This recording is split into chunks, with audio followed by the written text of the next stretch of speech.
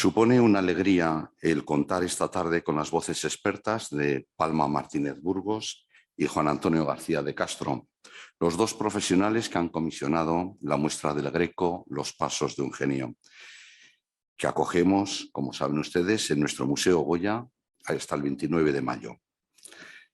Y la que les animo a visitar y disfrutar, porque se trata de una exposición maravillosa, con piezas únicas y que dota de aún más relevancia, si cabe, a nuestro museo, la casa de nuestro aragonés más universal, Francisco de Goya, y la casa de todos ustedes también.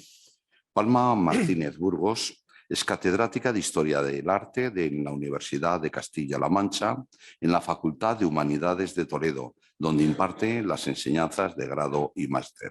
Juan Antonio García Castro es gestor cultural y ostentó la dirección del Museo del Greco en Toledo entre los años 2013 y 2021. Dos de los mayores especialistas en la figura del pintor cretense, con quienes llevamos trabajando incansablemente durante más de 2 años con el objetivo de traer a Zaragoza la pintura del Greco y configurar esta exposición única y de primer nivel.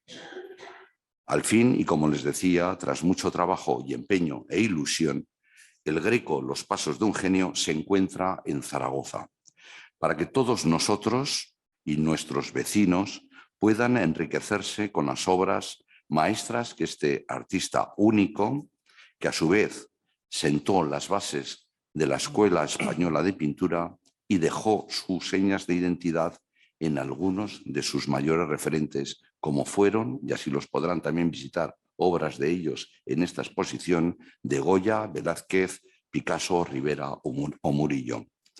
Como saben, el impulso y el apoyo al arte es una de las líneas que constituyen nuestra labor en Fundación Ibercaja. Trabajamos por y para todos los ciudadanos, con el objetivo exclusivo de acercar a todos ellos, a todos ustedes, la cultura a través de su dinamización y de su divulgación. Para llevarlo a cabo, hoy contamos con los comisarios de esta muestra, de esta exposición que les citaba, Palma Martínez Burgo y Juan Antonio García de Castro, a quienes quiero transmitir mi más sincero agradecimiento, no solo por venir hoy hasta Zaragoza para impartir la conferencia, sino también a inaugurar el ciclo de conferencias, sino también por el gran trabajo a lo largo de estos 2 años, más de 2 años, por conseguir configurar una exposición de esta categoría. Sin extenderme más, ya quiero pasarles la palabra, que son los auténticos protagonistas de la tarde de hoy. Muchas gracias.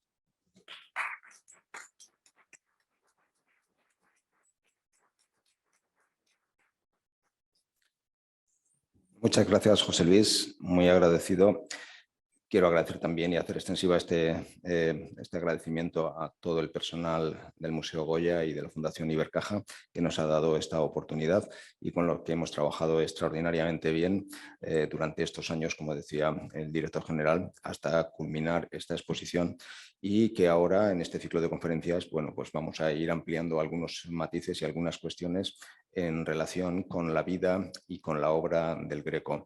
A mí me va a tocar hacer una especie de pincelada sobre el personaje para poder colocarle en el espacio y en el tiempo, y también ver algunos matices de lo que ha sido su vida, tanto desde sus orígenes cretenses hasta el momento actual y los diferentes episodios o etapas por los que ha ido pasando, y cómo ha sido un personaje de referencia en algunos momentos, ha sido olvidado y abandonado durante siglos en otros momentos, y cómo se ha, digamos, redescubierto y se ha llegado en este momento a ser considerado como uno de los pintores más geniales de la historia del arte universal. El personaje Domenico Theotokopoulos, conocido generalmente como el Greco, nació en Creta hacia 1541 y lo sabemos por un documento en el que él mismo dice la edad que tiene y el momento en el que ese documento está fechado. Debemos empezar bueno, pues viendo un poco cuál era el panorama en el que él nace, en el que él se desarrolla en su juventud, en el que él se cría hasta el momento en el que decide abandonar su Creta natal y pasar a unas nuevas aventuras personales y artísticas, tanto en Italia como posteriormente en España. Aunque su propio nombre indica su procedencia, mucha gente cree que es un pintor español. En realidad vivió la mitad de su tiempo en España, pero la otra mitad repartida entre Creta y entre Italia. En Creta se forma, o pertenece, por decirlo de alguna manera, probablemente a una familia de religión ortodoxa y se forma en el ámbito de la pintura de lo que en Creta en general era lo más habitual, que son la pintura bizantina, los iconos, aunque en realidad en ese momento Creta pertenecía a la República de Venecia y por tanto también hay un barniz occidental conocido en los ambientes pictóricos y artísticos cretenses. De lo que nos queda de aquel momento inicial antes de que él se traslade a Occidente y también traslade su intención y su deseo de formarse en el lenguaje de la pintura occidental, son estos tres cuadros que hay en esta primera diapositiva. Arriba a la izquierda la que se llama La Dormición de la Virgen, que es un icono muy interesante.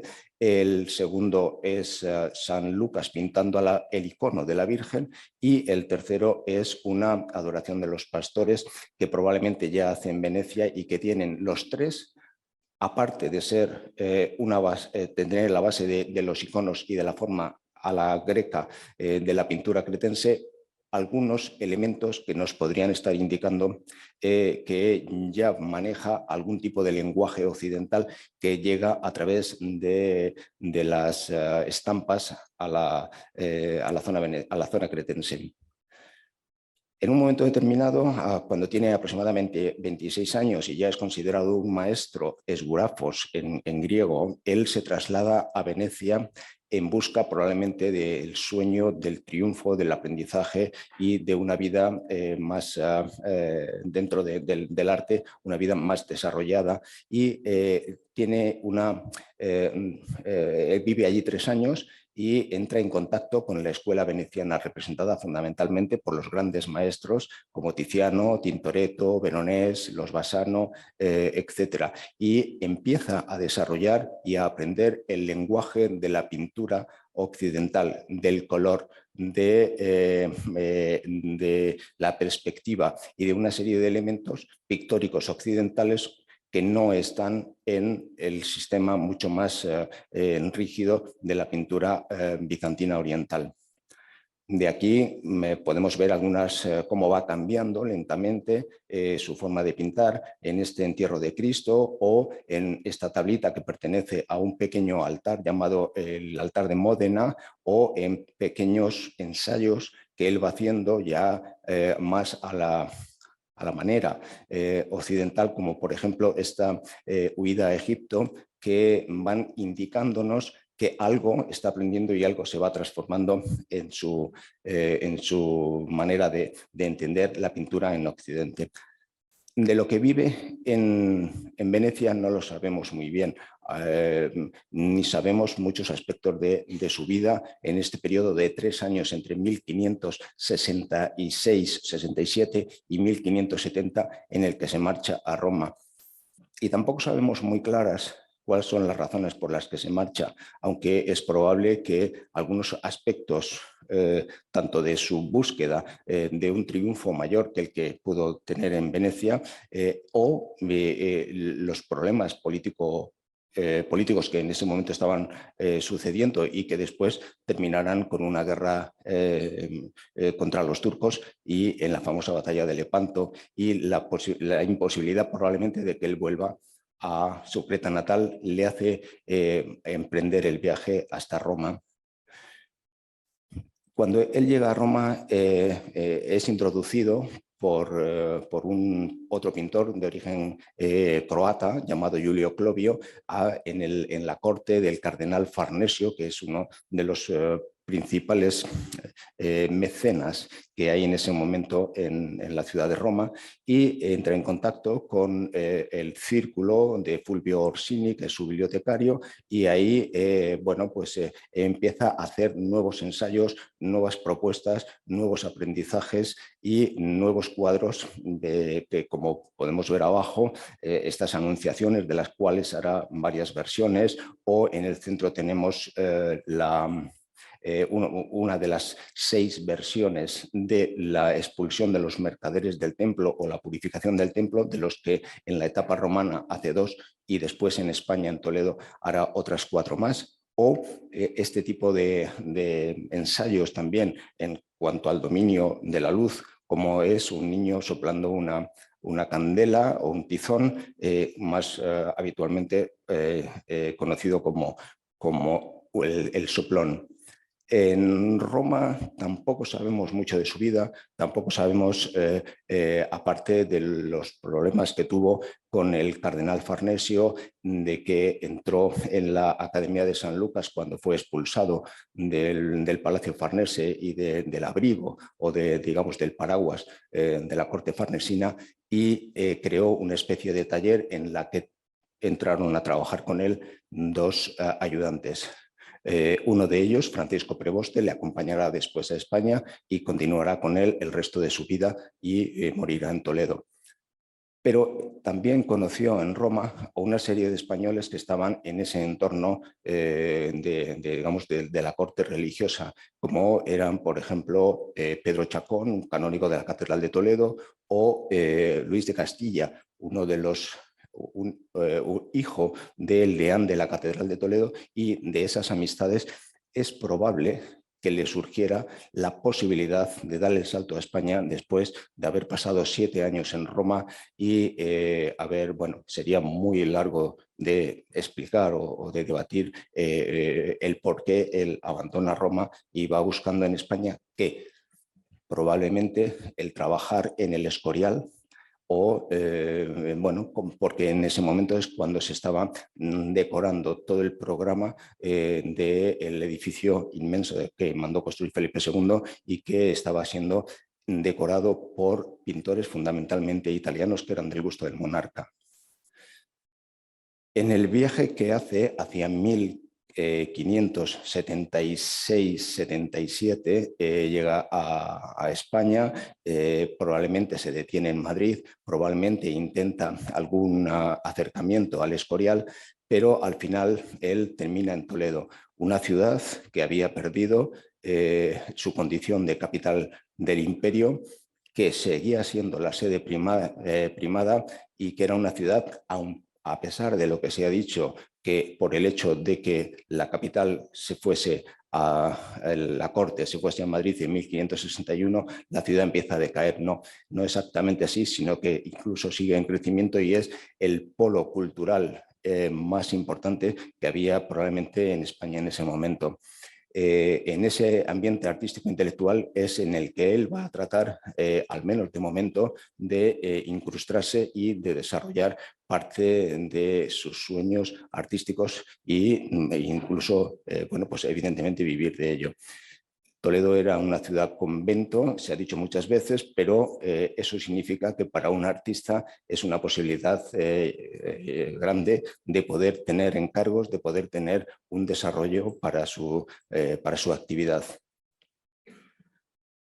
Él se encuentra cuando llega ahí con un ambiente cultural, con un ambiente pictórico, con un ambiente artístico, fundamentalmente pues, encarnado por parte de estos pintores que yo pongo aquí, con algunos de los ejemplos de pinturas suyas: Pedro Machuca, de Correa de Vivar, de Blas de Prado, Luis de Carvajal. Aun siendo pintores interesantes, pintores con cierto valor en el ámbito de la pintura del siglo XVI, en realidad el Greco era otra cosa y, como se demostró años después y en la posteridad, su genio pictórico, no tenía prácticamente nada que ver con el ambiente que él iba a vivir, iba a experimentar allí. No obstante, él seguía pensando que su idea estaba en el Escorial y luego veremos qué posibilidades tiene. Los primeros encargos que se le hacen en Toledo vienen de la mano del deán de la Catedral de Toledo, don Diego de Castilla, padre natural de la persona, don Luis de Castilla, que había él conocido en Roma unos años atrás y es el que le había propiciado la venida a España y la llegada a Toledo. Los dos primeros encargos son el famoso cuadro del expolio que se hace para la sacristía de la Catedral de Toledo y el retablo del convento de Santo Domingo el Antiguo, en donde él pinta varios cuadros de una naturaleza y de una grandiosidad que hoy todavía sorprende a la mayoría de los expertos, como de estar haciendo un tipo de obra pequeña, seriada, casi como un ensayo.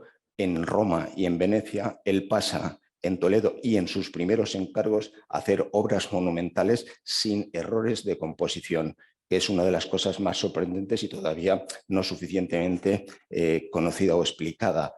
No obstante, el hecho de que hiciera estas obras y que empezara a tener las primeras alabanzas también tuvo su repercusión en Felipe II, que hacia 1571 aproximadamente visita Toledo con su esposa, con la reina y con sus hijas Isabel Clara Eugenia y Catalina Micaela, y le hace un encargo. Los famosos, no sabemos si este cuadro de la Santa Liga o la adoración del nombre de Jesús fue un encargo del monarca o fue un asunto que él quiso regalar o quiso de esta manera hacer su carta de presentación ante el rey para ver la posibilidad de poder pintar en el Escorial. Pero sí sabemos que hacia 1580 le encarga este famoso cuadro del martirio de San Mauricio o de la Legión Tebana, de aproximadamente 4,5 metros de alto por 3 metros de ancho. El contenido digamos, la iconografía de este cuadro es extraordinariamente intelectual, extraordinariamente interesante, pero por tan rabiosamente novedosa quizás no fue entendida en su momento y al monarca, pues al parecer no le contentó, como dijese uno de los biógrafos de la Orden Jerónima. No obstante, le pagó debidamente bien y no lo pusieron en el sitio donde estaba destinado y desde ese momento él perdió toda posibilidad de seguir trabajando para el máximo para el máximo cliente que en ese momento podía haber, que era la corona. De una manera o de otra, en una atacada, el Greco había perdido dos posibilidades: la de trabajar para la Catedral de Toledo, puesto que en el cuadro que habíamos visto anteriormente, el expolio, él tuvo un pleito y ya no se le volvió a encargar nada, siendo la Catedral de Toledo el segundo cliente en importancia que podía tener cualquier artista en aquel momento, y la posibilidad de poder trabajar para la monarquía en el Escorial, porque tampoco contentó, tampoco gustó al rey el cuadro magnífico de el martirio de San Mauricio. Entonces el Greco terminó por quedarse en Toledo y decidió abrir una especie de taller a la usanza o a la manera de lo que él había conocido en Venecia y tal vez también en Roma. ¿Dónde vivió el Greco durante ya los 35 años que le restaban de vida hasta 1614 en que murió? Bueno, pues de los 30 y tantos años que vivió en Toledo solo conocemos el lugar donde vivió, de 15 de ellos que estaban en la Judería, cercano a lo que ahora es el Museo del Greco y que durante años se ha considerado la Casa del Greco, cuando en realidad no era, pero sí vivió 15 años allí muy cerca. La familia, sabemos que una de las posibilidades por las que el Greco se queda en Toledo es que al año siguiente de estar allí, hacia 1578, él tiene un hijo que conocemos muy bien, Jorge Manuel, también pintor, arquitecto y artista, que le acompaña prácticamente durante toda su vida, de una mujer llamada Jerónima de las Cuevas, identificada muchas veces con este cuadro, dado en llamar la Dama del Armiño, pero que hoy sabemos que evidentemente no es de la mano del Greco y se atribuye últimamente a Alonso Sánchez Coello. También se le ha atribuido a la pintora italiana Sofonisba Anguissola. Pero nos queda un poco el recuerdo de esta mujer, Jerónima de las Cuevas, de la que solamente sabemos una cosa y solo es mencionada una sola vez en los documentos, 7 días antes de que el Greco muriera, en el poder que le da a su hijo para que haga testamento en su nombre. En ese poder él dice que su hijo Jorge Manuel es hijo de Jerónima de las Cuevas. No sabemos nada más de la madre y de las posibles relaciones que él pudo tener en la ciudad de Toledo con otras mujeres. Se habla de que pudo tener en Creta una familia y que en aquel tiempo era mucho más penado el ser bígamo que el ser adúltero. Y por tanto, él nunca se casó o no tenemos noticia alguna de que hubiera podido estar casado, al menos en España.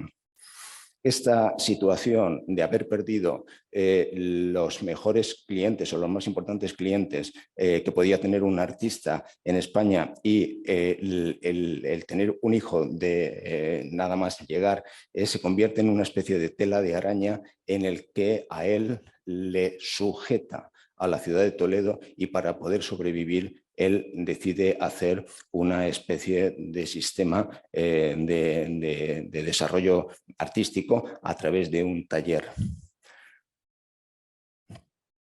Volviendo un poco al tema de la familia, su hijo Jorge Manuel, del cual tenemos aquí un retrato magnífico que se encuentra en el Museo de Bellas Artes de Sevilla, en donde le retrata también como pintor, o una de las cosas que me llama mucho la atención, cuando él llega a España, casi todas las vírgenes que él pinta tienen la misma cara.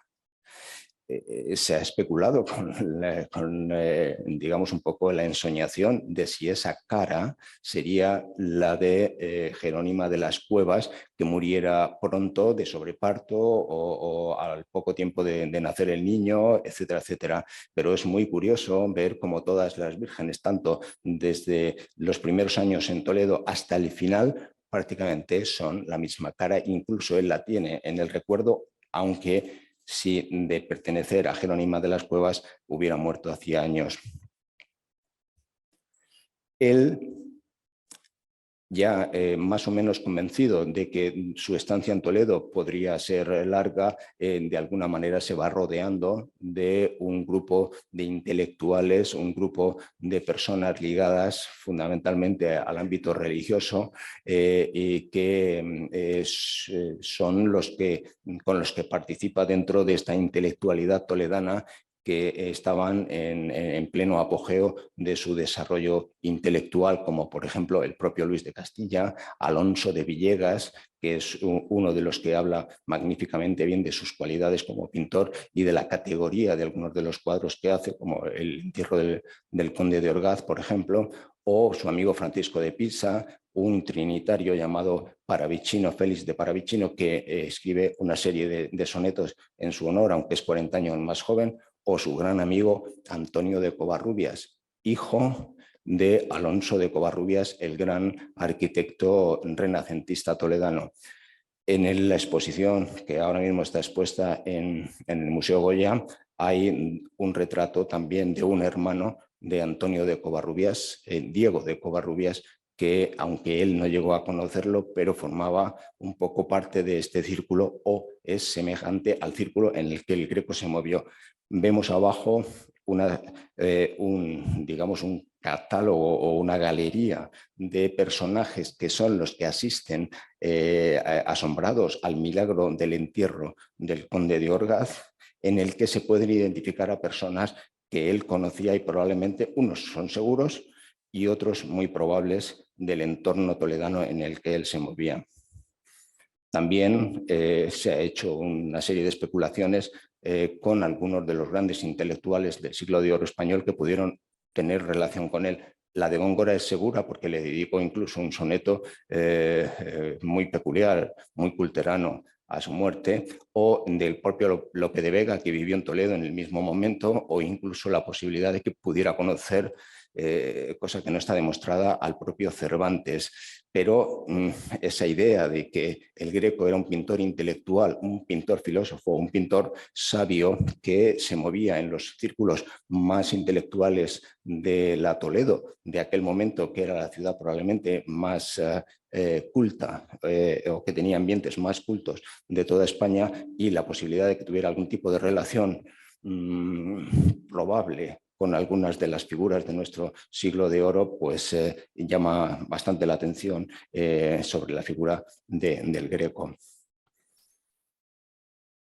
El tipo de obra que él desarrolla en Toledo, cuando esta tela de araña se va cerrando sobre él y nunca, como sabemos, puede regresar, no sabemos si hubiera querido o no regresar a su patria natal o incluso volver a Italia, pero la realidad es que no lo hizo, y en Toledo tuvo que desarrollar su actividad artística y vivir de ello.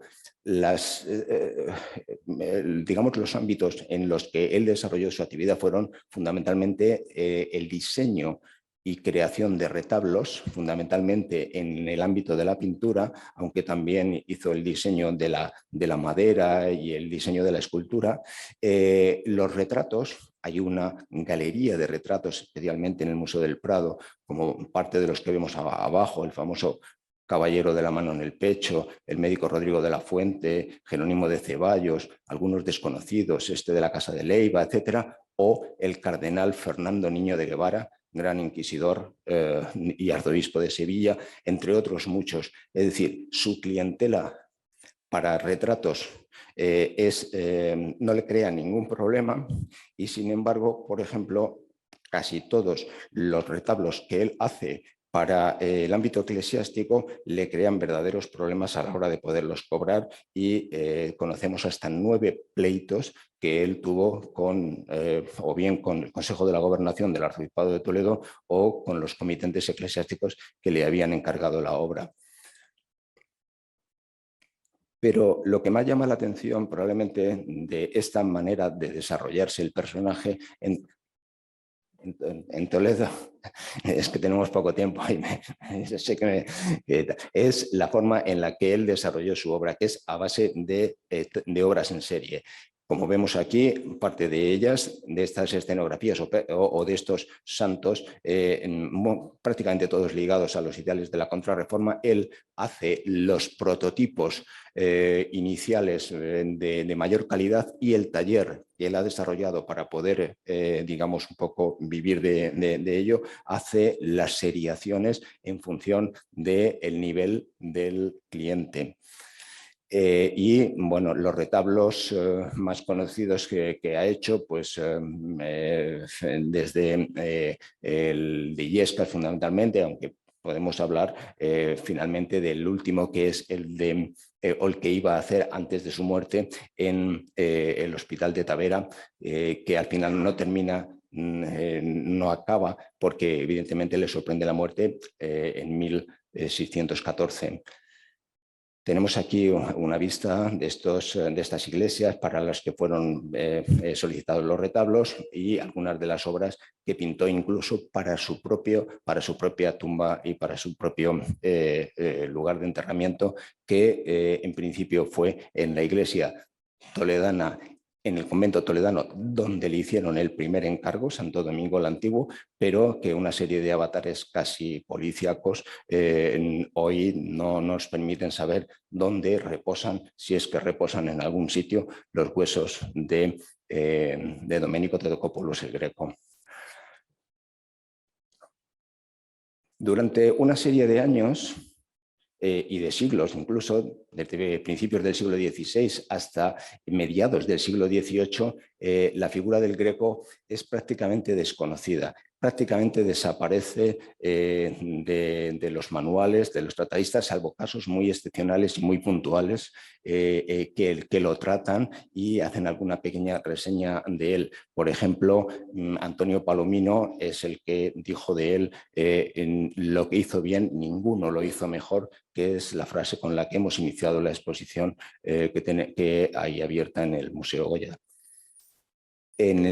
A mediados aproximadamente del siglo XIX, 1836, Luis Felipe de Orleans quiere abrir una galería de arte español en el Museo del Louvre, manda a una serie de personas a España a comprar arte de todo tipo y entre los más de 400 cuadros que llegan a Francia en aquel momento hay y se exponen unos de un personaje que es el Greco, que prácticamente nadie conoce, pero que se empieza a ver y se empieza o empiezan a darse cuenta de que su peculiaridad, su estilo prácticamente tiene poco que ver con lo que le rodea en cuanto a el conjunto de artistas que se exponen en esta galería. Y a partir de intelectuales, de críticos, de literatos y de viajeros que empiezan a conocer el Greco, la mayoría de ellos franceses o alemanes,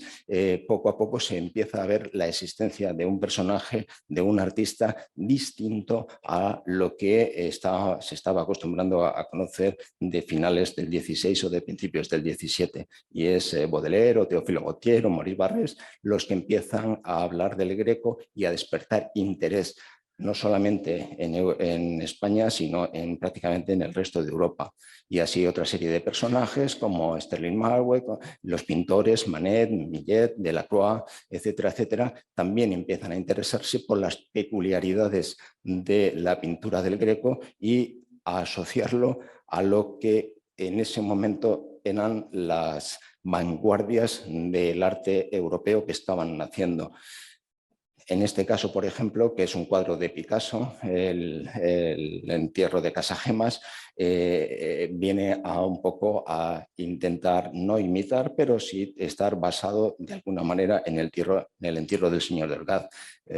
Pintura como la de Rossignol, Solana o este cuadro, por ejemplo, que hemos visto antes de la apertura del quinto sello del Apocalipsis de San Juan, está en un cuadro de Zuloaga, una imitación del Greco por parte de Cézanne, etcétera, etcétera, o esta versión del retrato de su hijo hecha por Picasso indica de alguna manera que la figura del Greco es importante y se empiezan a hacer monografías, estudios profundos y algunos hitos como la creación de la Casa del Greco en Toledo por parte del marqués de la Vega Inclán, que es uno de los elementos que dan un espaldarazo importante al conocimiento y al redescubrimiento de la figura del Greco, que en ese momento empieza digamos, a tener un mayor atractivo tanto para los investigadores como para el público en general. No vamos a hablar de los típicos episodios de si, como siempre muchas veces se ha dicho, que si tenía dificultades en la vista, si era miope o tenía algún tipo de astigmatismo, etcétera, etcétera, o incluso de los experimentos del doctor Marañón sobre sus modelos, si eran locos del sanatorio de dementes de Toledo, etcétera. Si él no veía bien y hacía las figuras alargadas por el problema. He puesto aquí este ejemplo de Botero, en el que Botero hace a las mujeres gorditas o a sus personajes, etcétera, pero porque quiere, porque es su estilo. Como era el estilo del Greco dentro del manierismo, esa estilización de los personajes que nada tiene que ver ni con enfermedades de la vista, ni con consumo de estupefacientes, ni con alucinaciones de ningún otro tipo. Durante el siglo XX se suceden las grandes exposiciones, las grandes investigaciones, etcétera, etcétera, y hoy día tenemos un corpus de conocimiento muchísimo mayor sobre el Greco y es un poco lo que le hace al personaje ser uno de los referentes fundamentales en la historia de la pintura universal.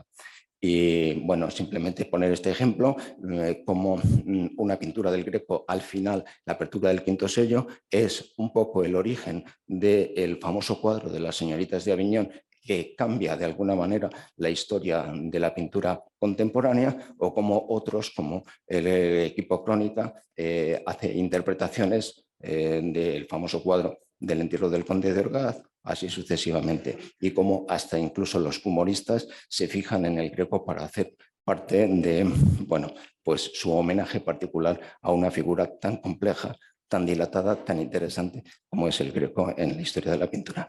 Muchas gracias. Me sumo a los agradecimientos de mi compañero Juan Antonio García Castro, a José Luis y todo el equipo del Museo Goya, de la Fundación Ibercaja, y gracias por su presencia esta tarde. Yo voy a continuar un poquito más apretada de tiempo con la explicación, o digamos un poco hacer una secuencia, un recorrido sobre lo que hemos querido plantear en esta exposición, que no sé si la han visto ya. Si la han visto van a tener ganas de volver a verla, y si no la han visto seguro que vuelven corriendo a verla mañana o pasado a más tardar. Los pasos de un Greco es una muestra en la que hemos querido huir de toda esta secuencia biográfica que ha narrado Juan Antonio, que es necesario conocerla, pero que no tiene ya mayor interés, es decir, porque ya se ha hecho la visión de esa exposición lineal, biográfica, como digo, por etapas: Creta, Venecia, Roma, Venecia, Toledo, Madrid, el Escorial. Todo eso ya se ha hecho. Entonces, lo que nosotros quisimos desde el primer momento es establecer un guión científico, un discurso, una narración a base de 5 capítulos, 5 pasos metafóricos en los que queremos incidir en cuáles han sido las aportaciones o las renovaciones más interesantes, más novedosas, más rabiosamente incomprendidas en su momento, pero que hoy son lo que está nutriendo la pintura desde el siglo XIX prácticamente, ¿no? Las aportaciones a la pintura, al lenguaje pictórico, más allá de los temas, más allá de lo que es la mera representación, sino el concepto de la pintura, cómo componer, cómo narrar, cuáles son los recursos que tenemos, ¿no? Y en ese sentido hemos establecido estos 5 capítulos. El primero de ellos, un pintor a la manera latina, porque, como ha dicho Juan Antonio, él se forma en la órbita bizantina. Creta era una colonia veneciana, pero que culturalmente estaba dentro de lo que era el mundo oriental. Y como mundo oriental, los iconos no representan, los iconos presentan. Es un concepto distinto, no narran, no cuentan, presentan. Entonces, en esos iconos no hay espacio, no hay perspectiva, no hay volumen, no hay luz, no hay gestos, no hay movimiento. Todo eso es lo que él quiere aprender. Y todo eso es lo que le va a costar convertirse, es el precio que tiene que pagar para convertirse en un pintor a la manera latina. Entonces, entre esos aprendizajes que él desarrolla desde estos iconos, este es el que pinta el Greco. Este es la dormición, y esta es la dormición como se estaba pintando en ese momento y que está en la muestra del Museo Goya y que pueden ir a ver, ¿no? Y esto es como lo interpreta el Greco, ya mete edificios, ya intenta meter esa perspectiva, ese espacio. A él, para construir el espacio y la perspectiva, acude a dos recursos, o bien los paisajes o bien las arquitecturas. Y el paisaje, los primeros que pinta son estas visiones del monte Sinaí, donde estaba a los pies el monasterio más potente, espiritualmente hablando, de la órbita oriental, que era el monasterio de Santa Catalina de Alejandría, a donde acudían los peregrinos. Por tanto, la representación del monte Sinaí, tal como está aquí presentada en este otro icono que también está en la muestra, se componía de esta visión un tanto fantasmagórica de las 3 montañas que componen el monte Sinaí, donde la central, el monte Tabor, es la más, digamos, expresionista. De hecho, los expresionistas, la vanguardia alemana, se fijan en este paisaje, ¿no? Son como dedos que agarran el cielo, que arañan el cielo, pero de estos primeros paisajes del Greco va a ir aprendiendo estos otros. Toledo, siempre Toledo. Toledo bien como una visión independiente de cualquier otra narración, con lo cual con el Greco nace el género del paisaje. Y además lo hace reivindicando el paisaje local, no ese paisaje ideal y arcádico que era el que nutría la pintura, sino el paisaje local, algo que la pintura no va a hacer el resto de Europa hasta el siglo XIX. Toledo se cuela permanentemente en los paisajes del Greco, en las escenografías. Toledo, por tanto, se transforma, se metamorfosea. A veces es Egipto, a veces es Troya, a veces es Amiens, a veces es Tours. Es todo. Y era una manera que el Greco, con la que el Greco resolvió el acercamiento del fiel, del espectador, del cliente al tema. No transcurre en una tierra lejana. Esto está ahí, está cerca. A veces en vez de Toledo se cuela el Escorial como recuerdo de ese intento fallido, como nos ha contado Juan Antonio, ¿no? Y en este maravilloso Laoconte podemos reconocer perfectamente toda la cara norte de Toledo por la que se entra a la ciudad desde las murallas. La otra forma de crear espacio es el manejo de la arquitectura. Él admira a Palladio, el gran arquitecto veneciano del que dice que es el mejor, por supuesto Palladio y Serlio, ¿no? Así que esas arquitecturas se cuelan en escenarios, sobre todo en dos temas que empieza a pintar sistemáticamente en Roma, como es el de la expulsión de los mercaderes del templo. Aquí tenemos una de las primeras versiones, la de Minneapolis, donde aparecen los cuatro, digamos, una declaración de principios artísticos, filosóficos y estéticos del Greco, Tiziano, Miguel Ángel, Giulio Clovio y él mismo, y esta es la que tenemos en la exposición, la última versión, la única que está en España, pero está en una iglesia madrileña, al lado de la chocolatería de San Ginés, una iglesia que solo abre para las misas y que es muy difícil verla, porque está en lo alto, porque no está iluminada como la tenemos ahora, que podemos contemplarla cara a cara y con una cercanía exquisita que nos permita contemplar cómo el Greco ha ido transformando esas arquitecturas. Otra lección que tiene que aprender es el manejo de la luz, porque en los iconos no hay luz, es el fondo dorado, es la luz de Dios, la luz del oro, ¿no? Podríamos decir que es el concepto tomista de la belleza. Así que empieza a aprender el uso de la luz a partir de los maestros venecianos, especialmente de la familia de los Bassano, y crea efectos tan fantasmagóricos como los que reproduce sistemáticamente en la adoración de los pastores, donde el niño es como una bombilla psicológica, simbólica, podríamos decir, que a partir de él se crea ese juego de sombras. No solamente ensaya la luz en las escenas religiosas, también en otras escenas de género o escenas filosóficas como es esta. Esto se llamaba en la época los antífilos, porque Plinio el Viejo dice que ya en el mundo antiguo un tal Antífilo, un pintor, pintaba estos temas de carácter filosófico que venían a ser como unas reflexiones morales acerca de lo efímero de la vida. Entonces el Greco pinta el primer Antífilo, que es el niño soplando un tizón, pinta dos versiones. Una de ellas, asombrosamente, la tenemos ahora en Zaragoza, en el museo. Es una obra, la otra está en Nápoles, en el Museo Capodimonte. Y si la pueden ver es que es un prodigio de cómo la luz choca contra toda el cuello, la camisa, la palma de una mano, mientras que la otra la deja a contraluz. Sigue haciendo versiones y aquí tenemos las alegorías como aparecían así representadas en los inventarios de Jorge Manuel y que están algunas de ellas en el Museo del Greco, ¿no? Y otra cosa que aprende el canon que tantos problemas ha dado a la hora de interpretar el Greco, que si estaba mal de la vista, que si, en fin, todo esto hay que desterrarlo de una vez porque el canon, que es la medida del cuerpo humano, obedece a la teoría manierista. El canon que aprende el Greco es básicamente el canon, él trae una formación veneciana, pero el canon que aprende es el Miguel Angelesco, Miguel Ángel. Al que admira profundamente, aunque no lo va a reconocer nunca en público, ¿no? Y ahí tenemos también la figura serpentinata, la más bella. Y aquí les traigo dos reflexiones para entender bien por qué el Greco tiene estas figuras tan extremadamente alargadas y que formaban parte de la estética que cultivaba el manierismo. Dad a vuestras formas humanas cabezas pequeñas y largos miembros, y tendrán la elegancia requerida, dice Raffaello Borghini, uno de los grandes teóricos del manierismo. Él es florentino, pero es una teoría que comparten igual los venecianos, ¿no? Y Paolo Lomacho, otro de los grandes teóricos, dice: la mayor gracia y vivacidad que pueda tener una figura es la de que parezca en movimiento. Los pintores llaman a esto furia, alma de la figura. Y para representar este movimiento no existe forma más apropiada que la llama de fuego, como una llama, efectivamente. Por lo tanto, cuando la figura tenga esa forma es cuando será más bella.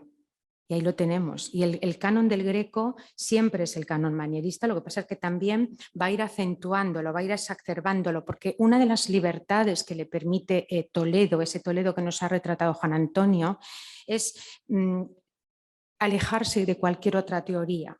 Él crea una especie de cápsula. No le interesa Caravaggio, no le interesan las novedades que están llegando de Italia. Le interesa el manierismo, indagar, investigar, reflexionar.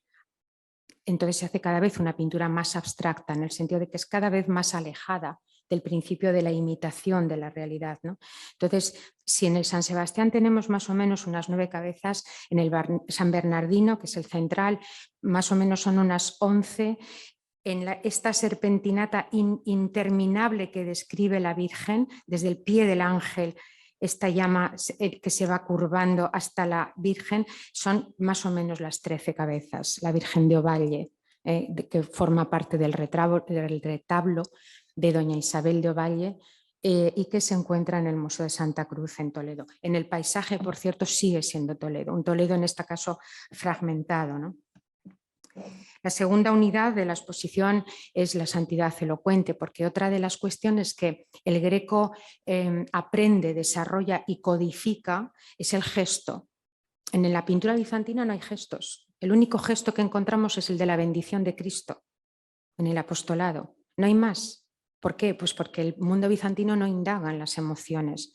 Y el gesto era la forma de dejar en el cuerpo la huella de la emoción.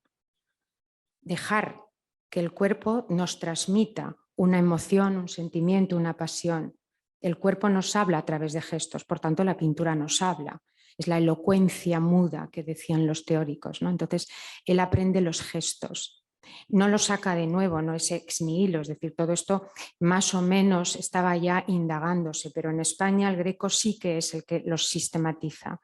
Y sobre todo del cuerpo humano, los miembros con los que crea esa elocuencia, esa forma de hablarnos, son básicamente las manos, que universalmente se decía que era con el que teníamos el lenguaje que nos entendemos en cualquier país y en cualquier idioma, y es verdad, todavía sigue siendo verdad, ¿no? Y el rostro.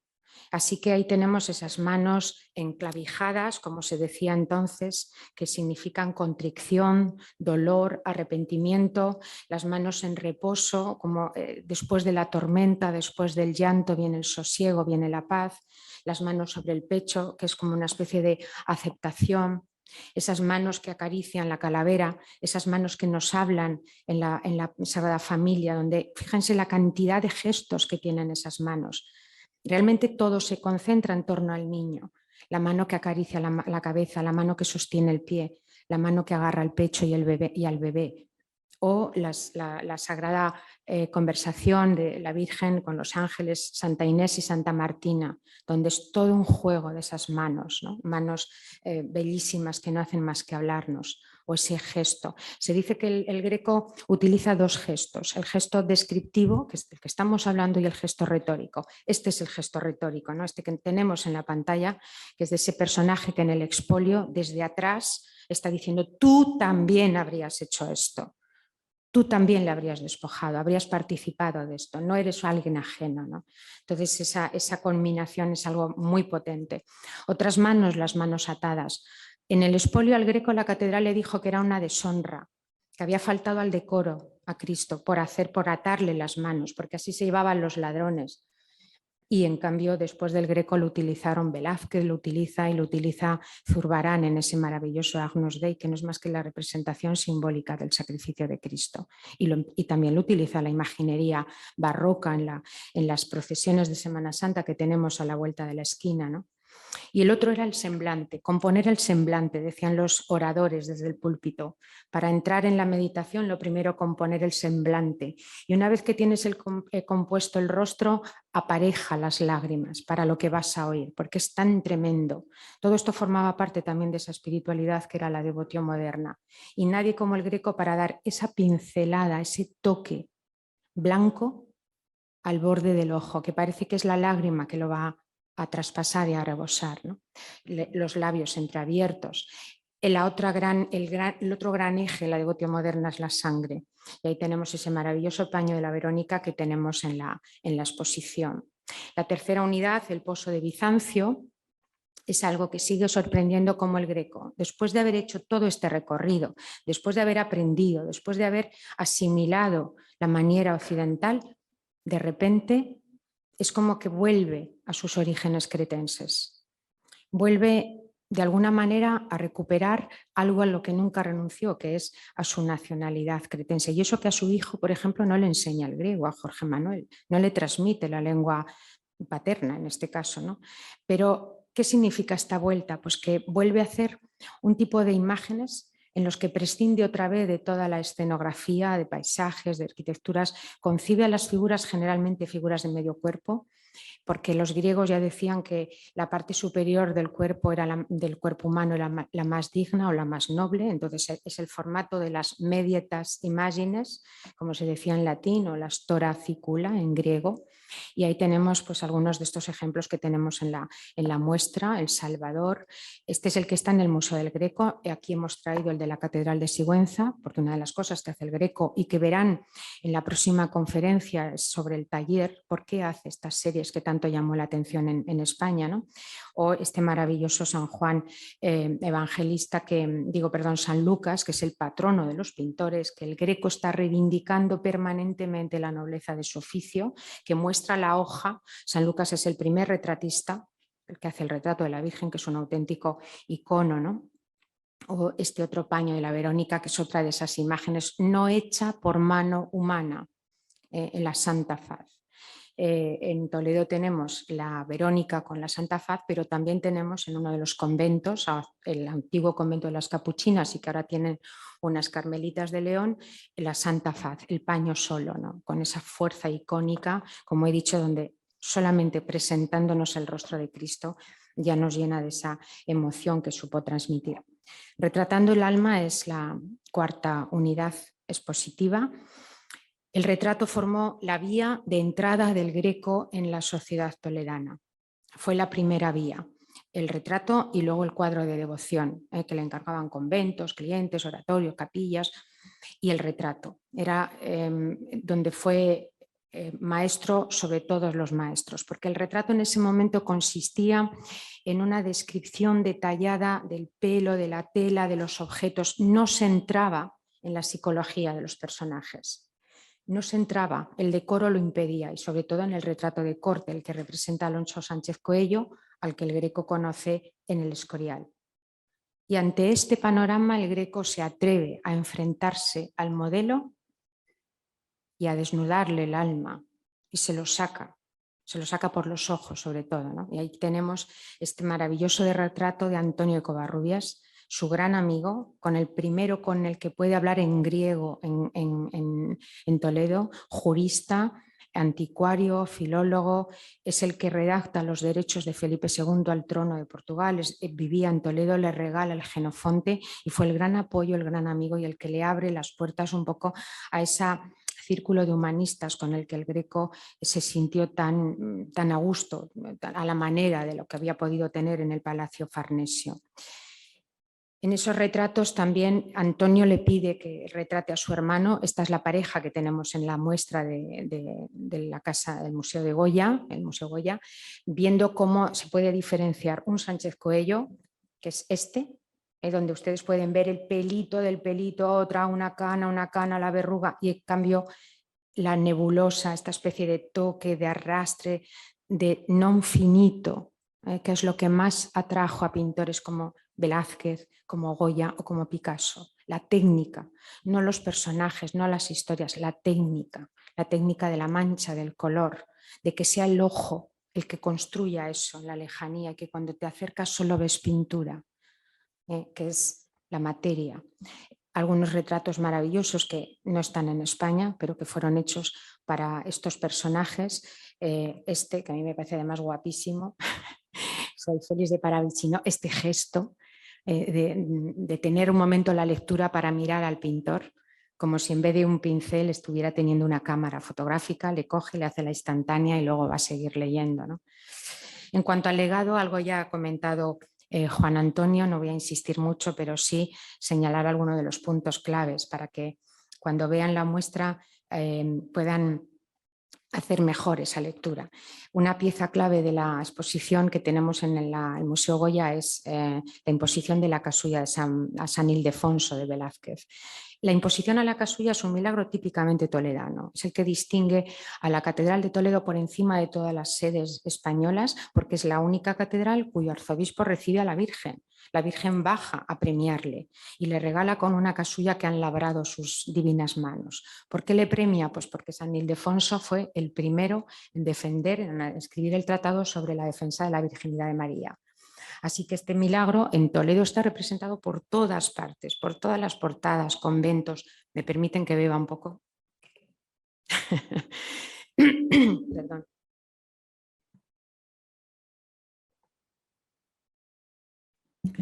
Curiosamente, el Greco nunca lo va a representar este tema en pintura, pero sí lo representa en la escultura, en lo que formaba parte del retablo del expolio.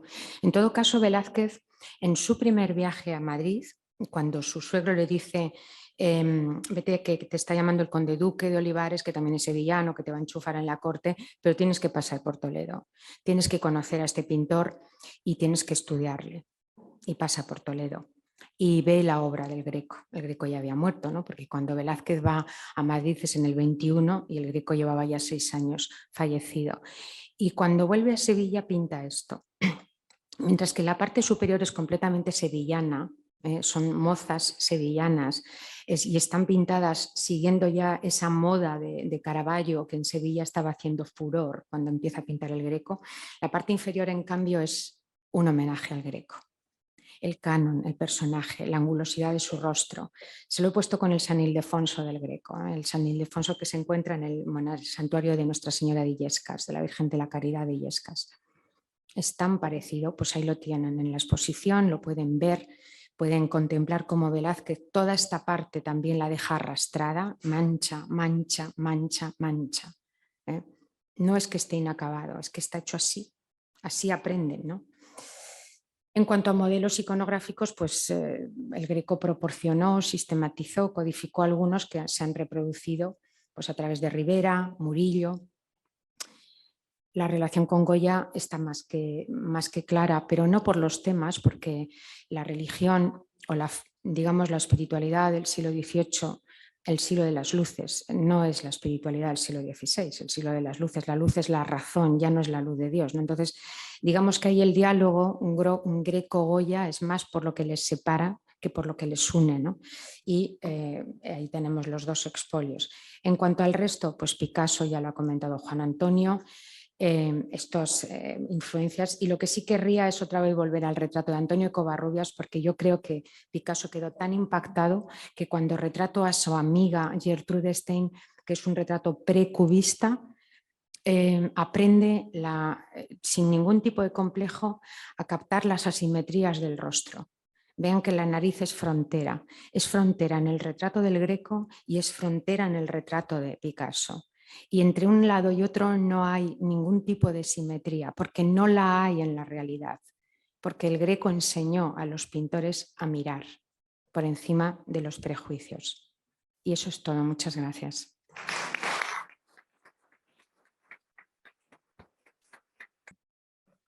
Bueno, muchas gracias a los dos comisarios. Ha sido brillante la exposición que habéis hecho, la conferencia. Yo no sé si hay, Maite, no sé si hay turno de preguntas. ¿Puede haber preguntas o cómo vamos de tiempo? 10 minutos. 10 minutos. Bueno, pues hay dos azafatas con micrófono. Si quieren alguno de ustedes realizar alguna pregunta, pues tanto, bueno, los dos comisarios supongo que estarán encantados de Si no, pregunto responderles. Sí. Nos hemos quedado con la duda de la Iglesia de Madrid, que ha comentado sobre San Ginés, pero no es la Iglesia de San Ginés, ¿no? Sí. ¿Perdón? En la obra del Greco que hay en Madrid, que nos ha comentado que está cerca de San Ginés. Es la iglesia de San Ginés. Es la iglesia de San Sí, Ginés. perdón, es la iglesia de San Ginés. Ha dicho que cerca de San Ginés. Cerca de la chocolatería de San Ginés. Vale. La iglesia de San Ginés. En la calle Arenal.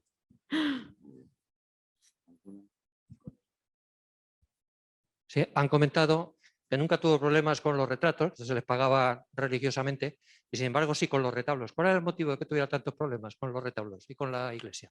Porque el Greco estaba muy por encima de los precios que se llevaban en Toledo. Entonces, él rompió precios, rompió el mercado, que diríamos hoy.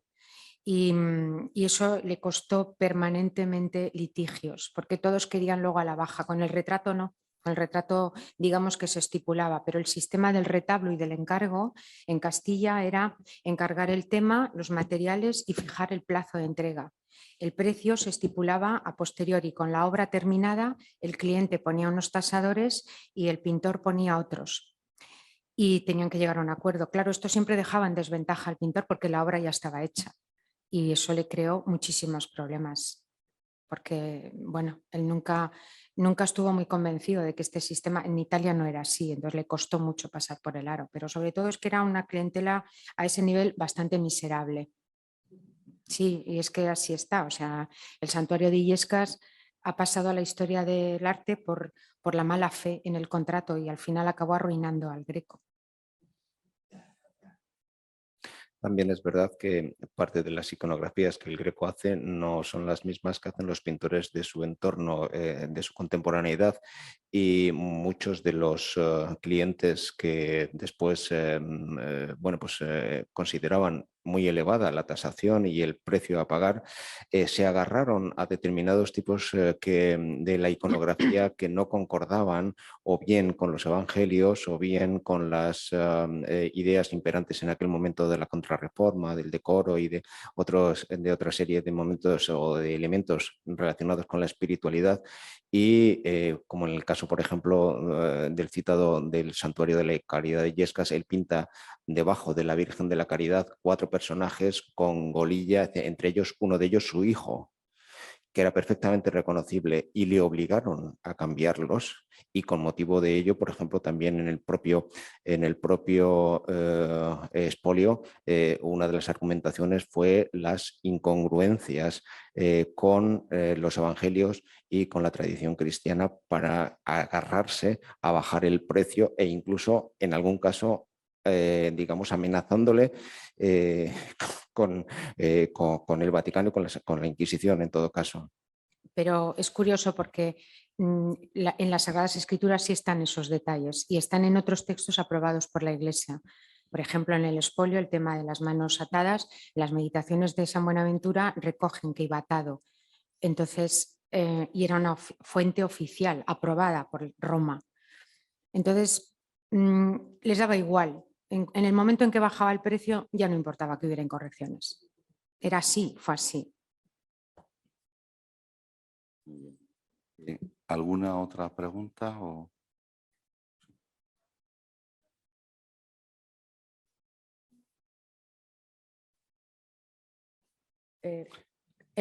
Perdón, el rojo que lleva la túnica. Laca roja.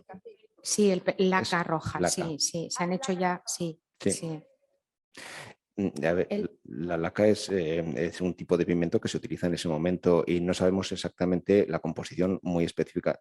Por ejemplo, sí que sabemos que el manto rojo del Salvador del apostolado del Museo del Greco, en una investigación profunda que se hizo en el Instituto Cultural de España, se determinó que tenía cochinilla americana, que es un componente extrañísimo y que, bueno, pues da esa, digamos, ese sentido de casi de la cachorreante que tienen algunos de los cuadros del Greco cuando están recién restaurados o están recién barnizados. Están publicados el Greco, el expolio se restauró la última vez, se hizo una limpieza integral en el año 2013 en el Museo del Prado, de cara al centenario del 14, y está publicado y bueno, pues lo podemos consultar afortunadamente.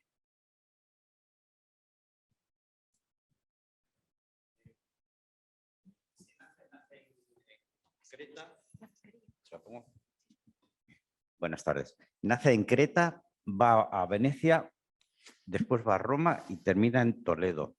Cada vez que pasa por una de esas poblaciones, su arte cambia, se modifica. El canon que aplica en Toledo, que según parece no gusta, ¿ese riesgo lo corrió allí o ya lo traía de Roma a Venecia? No sé si me explico lo que... Sí, pero no es que no guste, en la época sí gustaba porque era lo que había. O sea, era el lenguaje que tenían todos. El canon manierista, lo que pasa es que el greco lo exacerba. El problema no es el canon. Es su estilo, su Claro, forma. es todo, pero fue a posteriori. Fue a posteriori la falta de comprensión en general de la corriente del manierismo y en particular de la obra del Greco. ¿El nacimiento en Creta supone que nace en algún país o es que siempre se ha dicho que nace en Creta? Sí, Pero pertenece, ha dicho pertenecía a Venecia. Está más o menos admitido o generalmente admitido que nace en Candía, lo que es hoy la actual Heraclión, que es la capital de Creta, que entonces se llamaba Candía. Por eso también se le denomina en muchos textos como el maestro Candiota. Y Creta era colonia veneciana, hoy Creta es Grecia, entonces era una colonia veneciana. ¿Y los italianos actualmente no lo reivindican como italiano? No, tienen un desconocimiento, lo han reivindicado los griegos en el centenario, pero los italianos todavía no. De italiano tiene el nombre, porque aquí llegó y es conocido como el Greco. El Greco. Y de italiano, es decir, no es el griego, que sería en castellano, sino es el greco, que es la denominación en italiano. Sí, sí, era de la órbita cultural griega. Entonces Grecia no existía. Se llamaba maniera greca. Sí, sí. Grecia no existía como unidad administrativa. Era la órbita griega, el habla griega, el pensamiento griego, la religión ortodoxa común, etcétera, para todo ese mundo oriental. Como tal, Grecia no existía como país. Muy bien, pues Pues la última pregunta, sí. porque tienen que coger los invitados el AVE.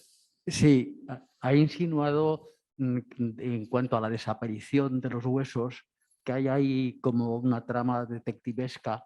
¿Y qué teorías hay o qué hipótesis? Sí, vamos a ver, sabemos que hay por documentación el Greco, el hijo del Greco, compra a las monjas de Santo Domingo el Antiguo un nicho para que sea tumba del Greco y de la familia.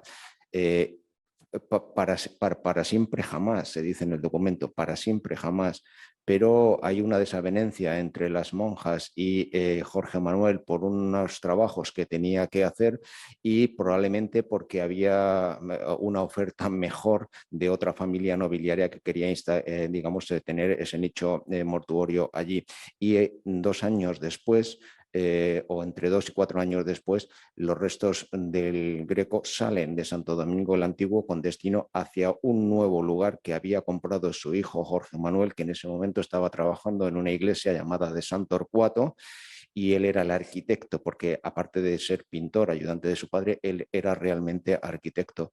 Y ahí se depositaron seguramente los huesos del Greco, y probablemente de parte de la familia. Pero esa iglesia de San Torcuato fue demolida en el siglo XIX y convertida en apartamentos y en viviendas. Y aunque se hizo en 1911 una excavación arqueológica para tratar de sacar los huesos de alguna o de intentar encontrarlos, evidentemente eso estará perdido para siempre. Pero no es él solo de los grandes artistas, de los que no sabemos dónde anda su huesa. Hay como Lope de Vega y otros muchos cuantos en donde sus restos óseos han desaparecido, no sabemos dónde está. Afortunadamente nos quedan sus obras. Solamente me queda, por protocolo y por obligada responsabilidad y agradecimiento, agradecer a nuestros 2 comisarios de esta exposición, Palma y Juan Antonio, su asistencia hoy aquí en Zaragoza, agradecerles el trabajo que han realizado con la exposición, invitarles a ustedes, les animo a que vayan a ver la exposición, más ahora que antes, después de haber escuchado la conferencia, verán la exposición de otra manera, mucho más gratificante. Y por despedir ya esta jornada de hoy, bueno, recordando la frase, Palomino, sobre el Greco, de lo que hacía él bien, nadie lo hacía mejor, me atrevo a decir, si me permiten ustedes, que la conferencia de hoy nadie podría haberla hecho mejor. Muchas gracias.